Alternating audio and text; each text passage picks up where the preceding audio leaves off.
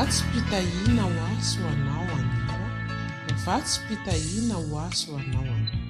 Nivatsy-pitahiana ho antsika anio dia hitantsika ao amin'ny bokyny Ohabolana.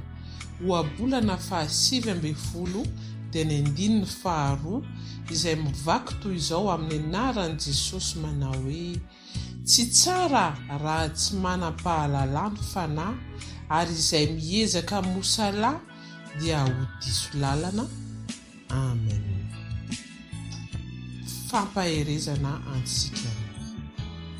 Andriamanitra mihitsy ry havana no naniraka antsika hianatra sy hanana fahalalana, satria fantatsika fa morambakainy itsika rehefa tsy manana an'izany hoe fahalalana izany.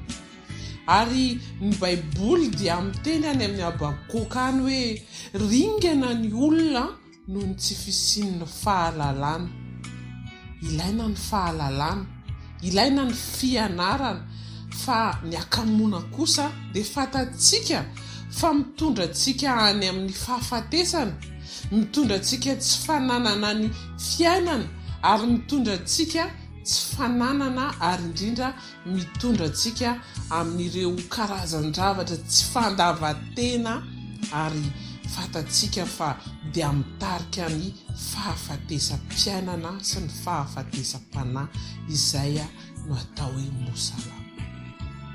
Mila tsika Andriamanitra hiomana mandrakariva fa ao amin'ny fananantsika izay fahalalahana izay, fahafahana izay ataontsika hoe fahalalana izay iainany olona rehetra izay manaraka an'Andriamanitra, dia io dia ahafahantsika miomana mandrakariva amin'ny fahafahantsika mivavaka miatrika ny zava-drehetra na ny fiainana andavanandrontsika raha dia tsy hananantsika ny fahakamoana.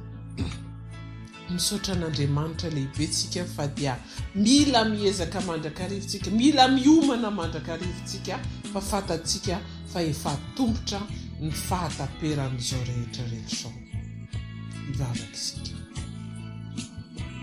Iza ny toanao tompo, iza ny tahaka anao.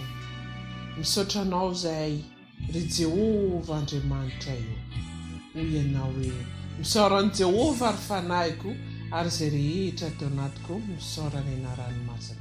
Fa lehibe Jehova, eny mendrika hoderaina, ilay Andriamanitra tia anay mpanota, fa mankahala kosa ny ota. Impiry moa izahay Jesosy, niodina taminao, nanao an'izay fahakamoana rehetrarehetra izao. Ianao efa nampianatra anay izay anana an'izay fahalalana izay, dia na ny anaranao aran'i Jesosy araka ny teninao tsy misy mahavelona ary tsy misy mahavonjy afa-tsy ny anaranao irery.